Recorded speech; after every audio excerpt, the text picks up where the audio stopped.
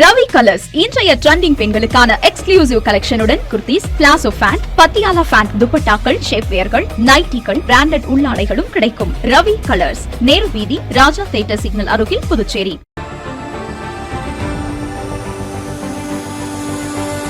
Build a 5-star career with Aditya's Institute of Hotel Management. Step into the world of hospitality. Train at Aditya's. Work across the world. Turn your passion into profession. From classrooms to global careers. Learn, lead, and succeed. Aditya's Institute of Hotel Management. Ariyangapam, Puducherry. Your passport to a global hospitality career. வணக்கம். முக்கிய செய்திகள். இளைஞர்களை தேசத்தை கட்டமைக்கும் பணியில் ஈடுபடுத்தும் மிகப்பெரிய பொறுப்பு காவல்துறையினரிடம் உள்ளது. ஆளுநர் கைலாசநாதன் காவல்துறையினருக்கு அறிவுறுத்தல். 24ஆம் தேதி தொடங்கவுள்ள பட்ஜெட் கூட்டம் 5 நாட்கள் நடைபெறும். புதுவை சட்டசபை செயலாளர் தகவல். கூடுதலாக அடிக்காசு வசூலித்ததால் ஆத்திரம். நகராட்சி ஊழியர்களுடன் சண்டே மார்க்கெட் வியாபாரிகள் வாக்குவாதம். புதுச்சேரியில் சுதந்திர தின விழா கொண்டாட்டத்திற்கான பணிகள் துவக்கம். மேடை மற்றும் பந்தல் அமைக்கும் பணிகள் தீவிரம். இனி விரிவான செய்திகள். தேசத்தை கட்டமைக்கும் மிகப்பெரிய பொறுப்பு காவல்துறைக்கு உள்ளது என ஆளுநர் கைலாசநாதன் தெரிவித்துள்ளார். புதுச்சேரி கோரிமேட்டில் காவல்துறைக்கு ஜனாதிபதி வண்ணக்கொடி விருது வழங்கும் விழா நடைபெற்றது. இதில் கலந்து கொண்டு பேசிய துணைநிலை ஆளுநர் கைலாசநாதன், புதுச்சேரி காவல்துறை வரலாற்றில் இன்று ஒரு பொன்னான நாள் என்றும், குடியரசுத் தலைவரின் இந்த தேசிய விருது புதுச்சேரி காவல்துறையினரின் உழைப்பிற்கும் தியாகத்திற்கும் அர்ப்பணிப்பிற்கும் கிடைத்த ஒரு மிகப்பெரிய அங்கீகாரம் என்று குறிப்பிட்டார். மேலும் அதோடு மட்டுமல்லாமல் உலக அளவில் புகழ்பெற்ற ஒரு அமைதியான சுற்றுலா தலமாக புதுச்சேரி வளர்ந்து வருவதாகவும், உலகம் முழுவதும் இருந்து லட்சக்கணக்கான சுற்றுலா பயணிகள் நம்பிக்கையோடு புதுச்சேரி வருகிறார்கள் என்றால் அதற்கு காரணம் நமது காவல்துறை புதுச்சேரியின் சட்டம் ஒழுங்கை பாதுகாப்பதுதான் என்று குறிப்பிட்டார். மேலும் அதற்காக காவல்துறையின் தலைவர் முதல் காவலர்கள் வரை அவர்களுடைய குடும்பத்தாரையும் தான் மனதார பாராட்டுவதாகவும் அவர் தெரிவித்தார். மேலும் மாநில அளவில் நம்முடைய சிறப்பான செயல்பாடு தேசிய அளவில் நாட்டின் வளர்ச்சிக்கு பங்களிக்க வேண்டும் என்றும், 2024 நாடு சுதந்திரம் அடைந்த 100வது ஆண்டில் வளர்ச்சியடைந்த பாரதமாக உருவாக வேண்டும் என்ற லட்சிய இலக்கை பிரதமர் மோடி அறிவித்துள்ள நிலையில் அந்த இலக்கை அடைய காவல்துறையின் பங்கு உயிர்நாடியாக இருப்பதாகவும், காவல்துறை சட்டம் ஒழுங்கை பாதுகாக்க வேண்டும் என்றும், அது மட்டுமல்லாமல் போதை பழக்கத்தை ஒழித்து இளைஞர்களை தேசத்தை கட்டமைக்கும் ஆக்கப்பூர்வமான பணியில் ஈடுபடுத்தும் மிகப்பெரிய பொறுப்பும் காவல்துறைக்கு இருப்பதாகவும் அவர் தெரிவித்தார். புதுவை சட்டசபை கூட்டத்தொடர் வருகிற 24ஆம் தேதி தொடங்கும் என கூறப்பட்டுள்ள நிலையில் பட்ஜெட் கூட்டம் 5 நாட்கள் நடைபெறும் என சட்டசபை செயலாளர் தெரிவித்துள்ளார். புதுச்சேரி சட்டசபை கூட்டத்தொடர் வருகிற 24ஆம் தேதி காலை 9:30 மணிக்கு ஆளுநர் உரையுடன் தொடங்குகிறது. அன்று மதியம் 3 மணிக்கு நிதித்துறை பொறுப்பு வகிக்கும் முதலமைச்சர் ரங்கசாமி 2026-27ஆம் ஆண்டிற்கான பட்ஜெட்டை தாக்கல் செய்ய உள்ளார். இந்த பட்ஜெட் கூட்டத்தொடர் 5 நாட்கள் நடைபெற உள்ளதாக தகவல் வெளியாகியுள்ளது. இதுகுறித்து புதுச்சேரி சட்டசபை செயலாளர் தயாளன் வெளியிட்டுள்ள செய்திக்குறிப்பில், புதுச்சேரி மாநிலத்தின் 2026-27ஆம் ஆண்டிற்கான பட்ஜெட் வருகிற 24ஆம் தேதி சட்டசபையில் தாக்கல் செய்யப்பட உள்ளதாகவும், இதன் மீதான பொது விவாதம் வருகிற 27-28ஆம் தேதிகளிலும், மானிய கோரிக்கைகள் மீதான வாக்கெடுப்பு வருகிற 29, 31 ஆகிய தேதிகளிலும் நடைபெற உள்ளதாக அந்த செய்திக்குறிப்பில் கூறப்பட்டுள்ளது. புதுவை சண்டே மார்க்கெட்டில் கூடுதலாக அடிக்காசு வசூலித்ததால் நகராட்சி ஊழியர்களுக்கும் சண்டே மார்க்கெட் வியாபாரிகளுக்கும் இடையே வாக்குவாதம் ஏற்பட்டதால் பரபரப்பு ஏற்பட்டது. புதுவை காந்தி வீதியில் வாரந்தோறும் ஞாயிற்றுக்கிழமை மட்டும் சண்டே மார்க்கெட் செயல்படுகிறது. இதில் புதுவை, கடலூர், விழுப்புரம், சென்னை உள்ளிட்ட பல்வேறு பகுதியை சேர்ந்த 500க்கும் மேற்பட்ட வியாபாரிகள் வந்து வியாபாரம் செய்து வருகின்றனர். அவர்களிடம் புதுவை நகராட்சி சார்பில் அடிக்காசு வசூலிக்கப்படுவது வழக்கமாகும். இந்நிலையில் நகராட்சியிடம் இருந்து தனியார் நிறுவனம் ஒன்று சண்டே மார்க்கெட் வியாபாரிகளிடம் அடிக்காசு வாங்கும் டெண்டரை எடுத்ததாக கூறி சண்டே மார்க்கெட் வியாபாரியிடம் அடிக்காசு வாங்கியுள்ளனர். அப்போது வழக்கமாக வியாபாரிகளிடம் சதுர அடி கணக்கில் 20 ரூபாய் முதல் 40 ரூபாய் வரை அடிக்காசு வாங்கப்படும். ஆனால் ஆகஸ்ட் 8ஆம் தேதி சதுர அடிக்கு 30 ரூபாய் முதல் 60 ரூபாய் வரை வாங்கியதாக தெரிகிறது. இதனை அறிந்த வியாபாரிகள் அதிர்ச்சி அடைந்தனர். மேலும் இதுகுறித்து தகவல் அறிந்த CITUC தொழிற்சங்க நிர்வாகி சீனிவாசன், சாலையோர வியாபாரிகள் சங்க நிர்வாகி வடிவேல் மற்றும் வியாபாரிகள் ஒன்று திரண்டு அடிக்காசு வாங்க வந்த நகராட்சி மற்றும் தனியார் நிறுவன ஊழியர்களை முற்றுகையிட்டு வாக்குவாதத்தில் ஈடுபட்டனர். இதுகுறித்து தகவல் அறிந்தவுடன் பெரிய கடை காவல்துறையினர் சம்பவ இடத்திற்கு வந்து பேச்சுவார்த்தையில் ஈடுபட்டனர். அப்போது சண்டே மார்க்கெட் வியாபாரிகள் சங்க தேர்தல் நடத்தாமல் அடிக்காசு வாங்கக்கூடாது என்று மாவட்ட ஆட்சியர் குலோத்துங்கனிடம் கோரிக்கை மனு கொடுக்கப்பட்டுள்ளதாகவும் நகராட்சி ஆணையர் அடிக்காசு பிரச்சினை தொடர்பாக உரிய நடவடிக்கை எடுக்க வேண்டும் என்றும் கோரிக்கை விடப்பட்டுள்ளதாகவும் அவர்கள் தெரிவித்தனர். இதனையடுத்து அவர்கள் வியாபாரிகளிடம் அடிக்காசு வாங்காமல் சென்றுவிட்டனர். இந்த பிரச்சனையால் சண்டே மார்க்கெட்டில் சிறிது நேரம் பரபரப்பு ஏற்பட்டது. புதுச்சேரி கடற்கரை சாலை காந்தி திடல் பகுதியில் சுதந்திர தின விழாவை கொண்டாடும் வகையில் பந்தல் அமைக்கும் பணிகள் தீவிரமாக நடைபெற்று வருகிறது. நாடு முழுவதும் ஆகஸ்ட் 15ஆம் தேதி சுதந்திர தின விழா சிறப்பாக கொண்டாடப்பட உள்ளது. அதன் ஒரு பகுதியாக புதுச்சேரி அரசு சார்பில் சுதந்திர தின விழாவை முன்னிட்டு காந்தி திடல் அருகே முதலமைச்சர் ரங்கசாமி தேசிய கொடி ஏற்றி காவல்துறையினரின் அணிவகுப்பு மரியாதையை ஏற்க உள்ளார். இதனைத் தொடர்ந்து மாணவ மாணவிகளின் கலை நிகழ்ச்சிகளும் நடைபெற உள்ளது. இதற்காக கடற்கரை சாலையில் பிரம்மாண்ட பந்தல் மற்றும் மேடை அமைக்கும் பணிகள் தீவிரமாக நடைபெற்று வருகின்றன. அதோடு பாதுகாப்பை உறுதி செய்யும் வகையில் தடுப்பு கட்டைகளும் கட்டப்பட்டு வருகின்றன.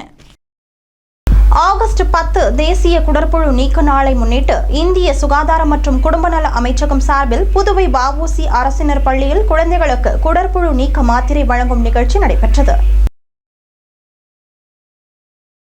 இந்திய சுகாதாரம் மற்றும் குடும்ப நல அமைச்சகத்தின் ஆலோசனையின்படி ஆகஸ்ட் 10ஆம் தேதி தேசிய குடற்புழு நீக்க நாளாக புதுச்சேரியில் கடைபிடிக்கப்படுகிறது. இதன்படி புதுச்சேரியில் பிப்ரவரி முதல் நிலையில் 96.96 விழுக்காடு மாத்திரைகள் வழங்கப்பட்டுள்ளது. மேலும் இந்த தேசிய குடற்புழு நீக்க நாள் அன்று 1 முதல் 19 வயது வரை உள்ள அனைத்து குழந்தைகளுக்கும் குடற்புழு நீக்க மாத்திரை வழங்கப்படுகிறது. இந்த 2ஆம் நிலையில் ஆகஸ்ட் 10ஆம் தேதி 1 முதல் 19 வயது வரை உள்ள 3,03,244 குழந்தைகள் மற்றும் இளம் பருவத்தினருக்கு குடற்புழு நீக்க மாத்திரைகள் வழங்கப்பட்டது. மேலும் 1 முதல் 3 வயது வரை உள்ள குழந்தைகளுக்கு அங்கன்வாடி மையம் வாயிலாகவும் 3 முதல் 19 வயது வரை உள்ள அனைத்து குழந்தைகளுக்கும் அவர்கள் படிக்கும் பள்ளிகளின் மூலமாகவும் பள்ளிகளுக்கு செல்லாத குழந்தைகளுக்கு ஆஷா பணியாளர்கள் மூலம் வீட்டிற்கே சென்றும் வழங்கப்படுகிறது. அதன்படி இந்த ஆண்டு புதுவை மாநிலத்தில் குடற்புழு நீக்க நாளை முன்னிட்டு மாத்திரைகள் வழங்கும் துவக்க விழா வ.உ.சி. பள்ளியில் நடைபெற்றது. அதனை சுகாதாரத்துறை இயக்குநர் செவ்வேல் துவக்கி வைத்தார். மேலும் இந்த விழாவில் துணை இயக்குநர் பொது சுகாதார மருத்துவர் உமாசங்கர், குடும்ப நலம் மற்றும் தாய் சேய் நலத்துறை மருத்துவர் ரொசாரியா, RCH திட்ட அதிகாரி ஆனந்தலட்சுமி, மருத்துவர் ராம் மற்றும் வராகலட்சுமி ஆகியோர் கலந்து கொண்டு இந்த விழாவை சிறப்பித்தனர். மேலும் செஞ்சி சாலை AAM ஆயுஷ்மான் ஆரோக்கிய மந்திர் ஆரம்ப சுகாதார நிலைய மருத்துவ அதிகாரி மருத்துவர் ரோஷினி, LHP ராஜேஸ்வரி, துணை செவிலியர்கள், ஆஷா பணியாளர்கள், வ.உ.சி. பள்ளி முதல்வர், ஆசிரியர்கள் மற்றும் பள்ளி ஊழியர்கள் ஆகியோர் கலந்து கொண்டு இந்த விழாவினை சிறப்பித்தனர். மேலும் இந்த விழாவிற்கான ஏற்பாடுகளை DD மருத்துவர் ரொசாரியா சிறப்பாக செய்திருந்தார். ஆகஸ்ட் 10 அன்று மாத்திரை சாப்பிட விடுபட்ட குழந்தைகளுக்கு ஆகஸ்ட் 17ஆம் தேதி வழங்கப்படும் எனவும் தெரிவிக்கப்பட்டுள்ளது. புதுவை மாநில பயிற்சி மையம் மற்றும் NCERT இணைந்து அரசு பள்ளி ஆசிரியர்களுக்கான வாழ்க்கை திறன் பயிற்சி வழங்கும் நிகழ்ச்சி நடைபெற்றது. புதுச்சேரி அரசு பள்ளிகளில் பணிபுரியும் ஆசிரியர்களுக்கான வாழ்க்கை திறன் பயிற்சி ஆகஸ்ட் 10ஆம் தேதி மாநில பயிற்சி மையம் மற்றும் NCERT உடன் இணைந்து நடைபெற்றது. இந்த பயிற்சியினை சுகுணா சுகீர்தாபாய் துவக்கி வைத்தார். இதற்கான பயிற்சியை சைக்காலஜி துறை வல்லுநர் மருத்துவர் அனிதா ஆசிரியர்களுக்கு வழங்கினார். இந்த பயிற்சியின் மூலம் உலக சுகாதார நிறுவனம் வலியுறுத்தும் 10 முக்கிய வாழ்க்கை திறன்களான சுய விழிப்புணர்வு, பரிவு, விமர்சன சிந்தனை, படைப்பு சிந்தனை, முடிவெடுத்தல், பிரச்சனை தீர்த்தல், தனிநபர் உறவு திறன், பயனுள்ள தகவல் தொடர்பு, மன அழுத்தத்தை கையாளுதல் மற்றும் உணர்வுகளை கையாளுதல் ஆகியவை பயிற்சியில் முக்கியமாக எடுத்துரைக்கப்பட்டன. மேலும் இந்த பயிற்சி மூலம் ஆசிரியர்களின் திறன் மேம்படுவதுடன் பள்ளிகளின் மாணவர்களுக்கு பாதுகாப்பான, நேர்மறையான மற்றும் கற்றலுக்கு உகந்த சூழலை உருவாக்குவதற்கும் வழிவகுக்கும் என எதிர்பார்க்கப்படுகிறது. இதற்கான ஏற்பாடுகளை மாநில பயிற்சி மையத்தின் விரிவுரையாளர்களும் ஆசிரியர்களும் ஏற்பாடு செய்திருந்தனர். என்னைக்கோ ஒரு நாளைக்கு இந்த உலகத்துக்கு போக போறவன் நானு என்னால முடிந்தா இந்த சமூகத்திற்கு ஏதாவது செய்யணும்னு என்னால தொடர்ந்து நான் செஞ்சுட்டே இருக்கேன். புதுச்சேரி கிழக்கு கடற்கரை சாலை மீன்பாதையில் பராமரிப்பு பணிகள் மேற்கொள்ள இருப்பதால் ஆகஸ்ட் 11ஆம் தேதி அதனை சார்ந்த பகுதிகளில் மின்தடை ஏற்படும் என மின்துறை தெரிவித்துள்ளது.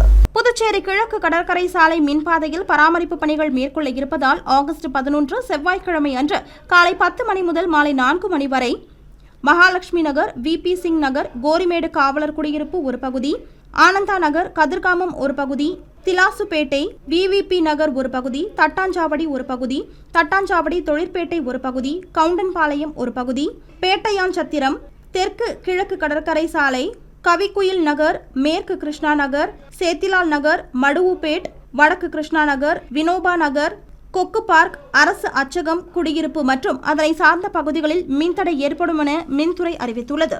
தட்டாஞ்சாவடியில் புனித வனத்து சின்னப்பர் சிற்றாலயத்தின் 124வது ஆண்டு பெருவிழா ஆடம்பர தேர்பவனியில் முன்னாள் சட்டமன்ற உறுப்பினரும் சமூக சேவகருமான அசோக் ஆனந்தன் பங்கேற்று பிரார்த்தனை மேற்கொண்டார்.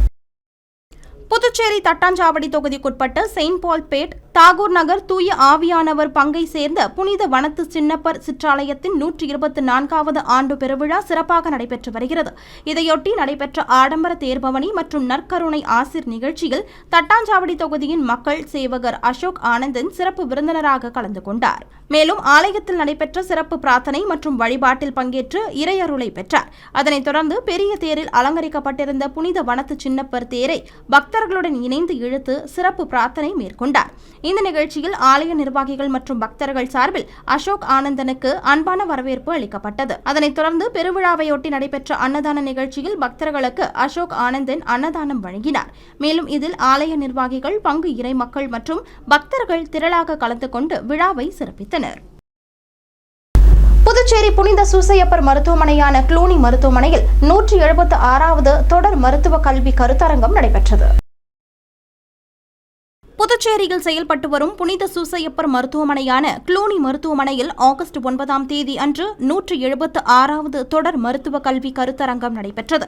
இதில் சிறப்பு விருந்தினராக கலந்து கொண்டு நரம்பியல் நிபுணர் மருத்துவர் சுரேஷுக்கு புனித சூசையப்பர் மருத்துவமனை திட்ட இயக்குநர் ரங்கநாத் முன்னிலையில் மருத்துவர் ஆதிசெல்வி பூங்கொத்து கொடுத்தும், மருத்துவர் கோவிந்தராஜ் சால்வை அணிவித்தும், யோபு நாடன் சிறப்பு பரிசினையும் வழங்கி வரவேற்றனர். தொடர்ந்து மருத்துவர் சீனிவாசன் அவருக்கு நினைவு பரிசினை வழங்கினார். அதனைத் தொடர்ந்து கருத்தரங்கில் சிறப்புரை ஆற்றிய மருத்துவர் சுரேஷ் மருத்துவத்துறையில் ஏற்படும் எபிலெப்சி அண்ட் இட்ஸ் மிமிக்ஸ் என்கிற தலைப்பில் விளக்கமளித்து பேசினார். முன்னதாக புனித சூசையப்பர் மருத்துவமனையில் மருத்துவர் ரங்கநாத் அனைவரையும் வரவேற்று பேசினார். தொடர்ந்து மருத்துவர் வியோ குணாலன் சிறப்புரை ஆற்றினார். புனித சூசையப்பர் மருத்துவமனையில் நடைபெற்ற இந்த கருத்தரங்கில் இந்திரா காந்தி அரசு பொது மருத்துவமனை மற்றும் பட்ட மேற்படிப்பு நிறுவனம், அரசு மகப்பேறு மருத்துவமனை, மகாத்மா காந்தி மருத்துவக் கல்லூரி, பெருந்தலைவர் காமராஜ் மருத்துவக் கல்லூரி, அறுபடை வீடு மருத்துவக் கல்லூரி, புதுவை தனியார் மருத்துவமனைகளைச் சேர்ந்த மருத்துவர்களும், பலதுறை சிறப்பு மருத்துவர்களும், ஆயுர்வேதா, சித்தா, ஹோமியோபதி மருத்துவ நிபுணர்களும், மருத்துவர்களும், மருத்துவக் கல்லூரிகளில் மேற்படிப்பு படிக்கும் மாணவர்களும், புனித சூசையப்பர் மருத்துவமனையைச் சேர்ந்த சகோதரிகளும் மற்றும் செவிலியர்களும் கலந்து கொண்டனர். நிகழ்ச்சியின் முடிவில் புனித சூசையப்பர் மருத்துவமனையின் கந்தசாமி அனைவருக்கும் நன்றி உரை வழங்கினார். இந்த கருத்தரங்கிற்கான ஏற்பாடுகளை திட்ட இயக்குநர் ரங்கநாத் சிறப்பாக ஏற்பாடு செய்திருந்தார்.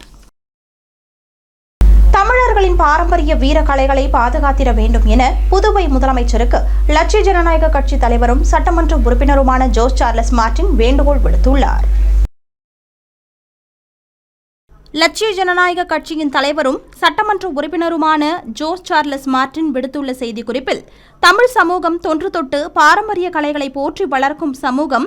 பத்மஸ்ரீ விருதாளர் கலைமாமணி சிலம்பகுரு பழனிவேலின் முன்னெடுப்பில் புதுச்சேரி மாமல்லன் சிலம்பம் மற்றும் நாட்டுப்புற கலை வளர்ச்சி கழகம் சார்பில் முதல் தேசிய அளவிலான சிலம்ப போட்டியில் சிறப்பு விருந்தினராக தான் கலந்து கொண்ட போது வீர கலைகளை பயில்பவர்கள் மற்றும் பயிற்றுவிப்பவர்களின் நிலை குறித்து அறிந்து கொண்டதாகவும் அது கவலைக்குரியதாகவே இருந்ததாகவும் தெரிவித்துள்ளார்.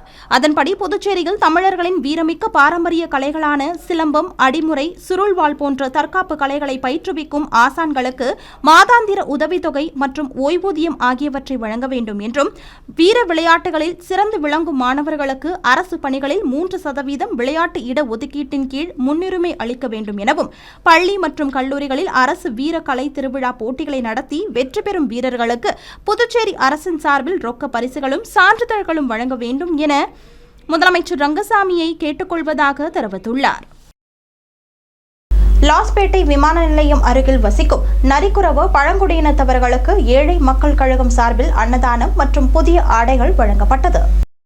புதுச்சேரி ஏழை மக்கள் கழகம் சார்பில் ஆகஸ்ட் 9ஆம் தேதி லாஸ்பேட்டை விமான நிலையம் அருகில் வசிக்கும் தமிழ் குடியின் மூத்த குடியான நரிக்குறவ பழங்குடியினத்தவர்களுக்கு நலத்திட்ட உதவிகள் மற்றும் அன்னதானம் வழங்கும் நிகழ்ச்சி ஏழை மக்கள் கழக நிறுவனரும் தலைவருமான பூக்கடை கமலக்கண்ணன் தலைமையில் நடைபெற்றது. இந்த நிகழ்ச்சியில் அப்பகுதி நரிக்குறவ பழங்குடியினத்தவருக்கு புடவை, வேஷ்டி மற்றும் வாழைப்பழம், தண்ணீர் பாட்டிலுடன் அன்னதானமும் வழங்கப்பட்டது. மேலும் இந்த நிகழ்வில் உதவும் இதயம் பேரியக்க நிறுவனர் கவிஞர் புதுவை குமார், ஆன்மீக குரு ஜெய்சாந்தி, சமூக சேவகி உஷா முனுசாமி, ஏழை மக்கள் கழகம் மாநில துணை பொருளாளர் ரமேஷ், மாநில கலை இலக்கிய அணி தலைவர் ராஜாராம், உசுறு தொகுதி தலைவர் ஜெய்சங்கர், மாநில மகளிர் அணி செயலாளர் செண்பகவள்ளி, சமூக சேவகர் கோபாலகிருஷ்ணன் மற்றும் கழக நிர்வாகிகள் அனைவரும் கலந்து கொண்டனர். இனி வருவது புதுவையில் இன்றைய தங்கம் மற்றும் வெள்ளி விலை நிலவரம். இன்றைய தங்கம் வெள்ளி விலை விவரம். புதுவையில் இன்றைய தங்கம் வெள்ளி விலை விவரம் வழங்குபவர்கள் முத்து கோல்ட் ஹவுஸ், பாண்டிச்சேரி. தங்கம் 1 கிராம் 13,930 ரூபாய். இன்றைய தங்கம் வெள்ளி விலை விவரம். வெள்ளி 10 கிராம் 2,440 ரூபாய். இத்துடன் ஏஎம்என் செய்திகள் நிறைவடைந்தன. வணக்கம்.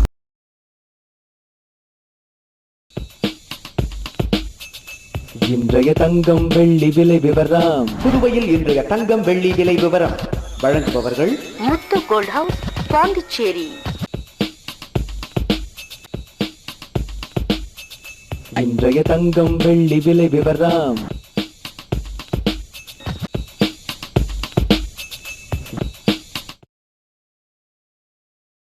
புதுச்சேரி உங்கள் ஏஎம்என் டிவி செய்திகளை யூடியூபில் உடனுக்குடன் காண ஏஎம்என் டிவி பாண்டிச்சேரி சேனலை சப்ஸ்கிரைப் செய்யுங்கள். பெல் பட்டனை மறக்காமல் கிளிக் செய்யுங்கள்.